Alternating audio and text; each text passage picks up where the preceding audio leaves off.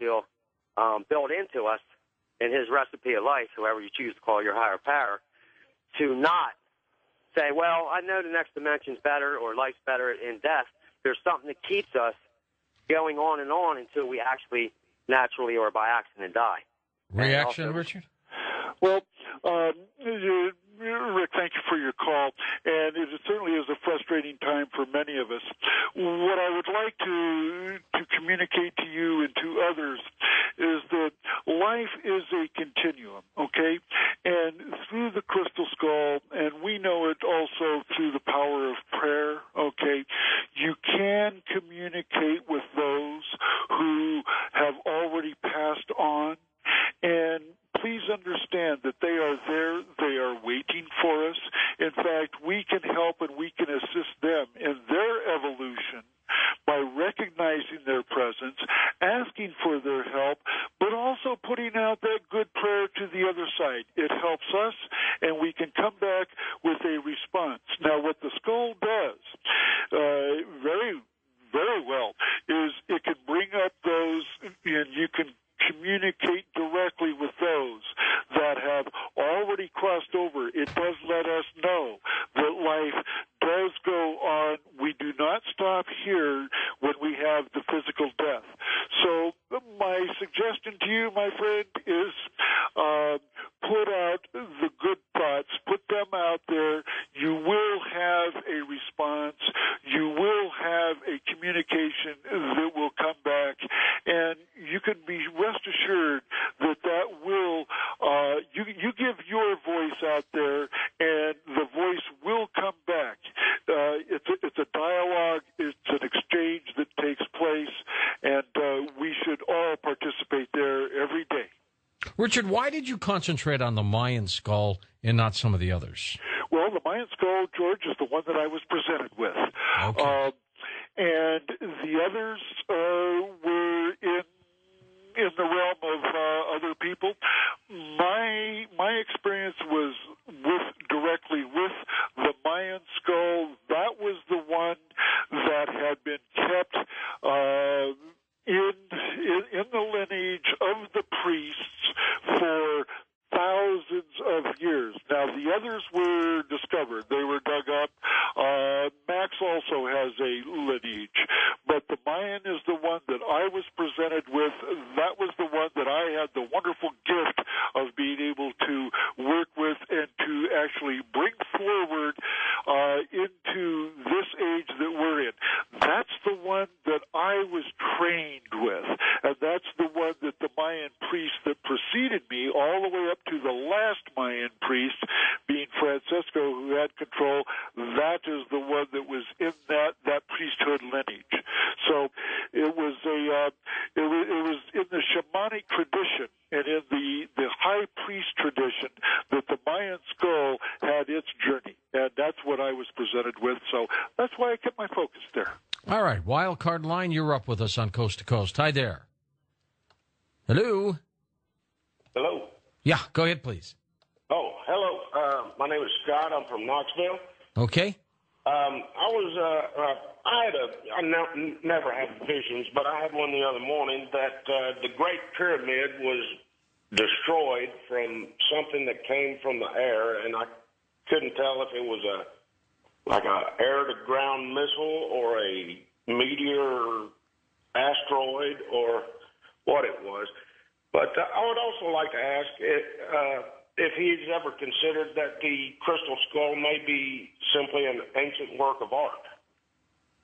That's a good question. Okay, I think that's a very good question. That's certainly a very valid question. And as a work of art, it certainly could be, except for the properties that it exhibits. It is the communication that you're able to do with it. If it were just simply an art object, we would not be able to pull up the visuals, for example. I don't think as an art object we would be able to hit it with different notes, different octaves, different wavelengths of sound, and see the changes occur, like the channel changes that take place.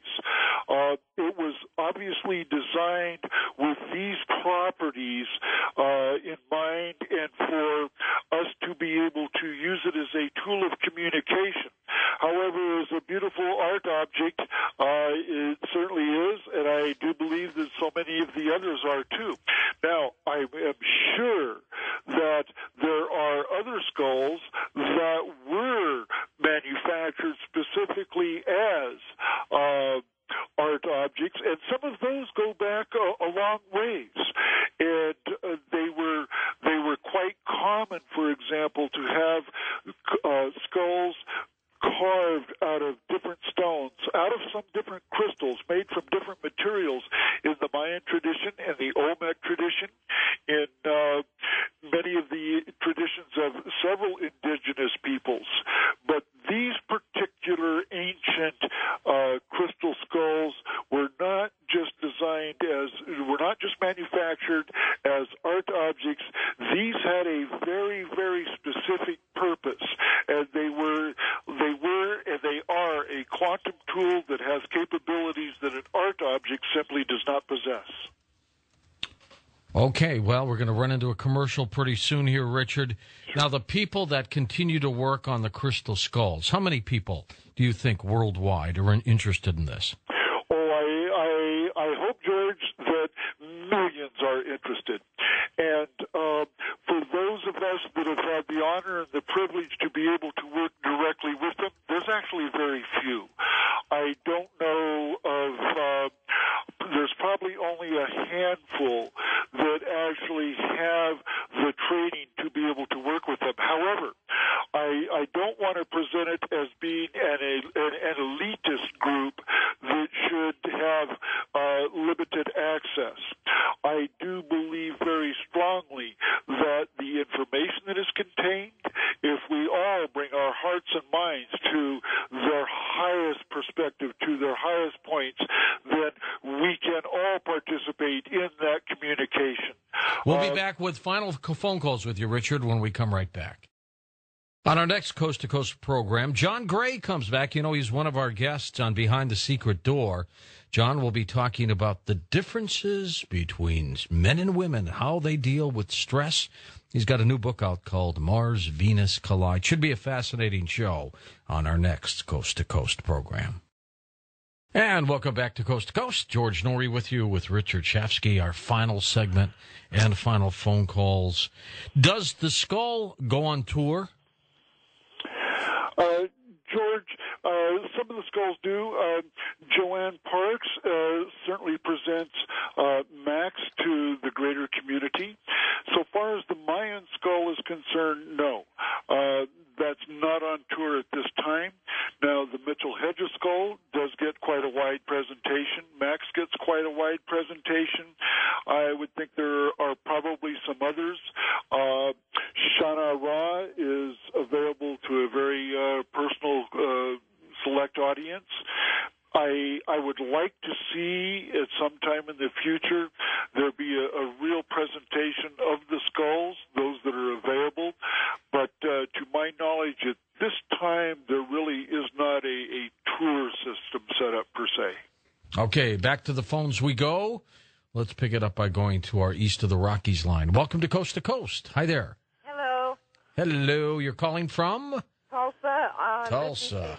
I listen to you on 1170 KFAQ. Yes. Good to have you with us. My name is Junia.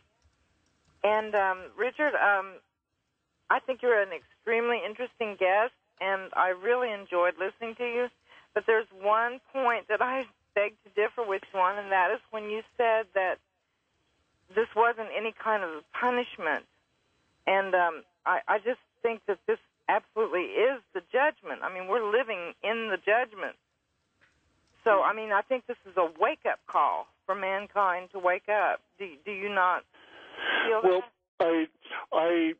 I don't. I myself personally do not subscribe to it as being a judgment time. I do certainly concur with you, though, in that it is a time when we better wake up, because if we don't, as an individual and as a society, we're not going to survive. Right. And so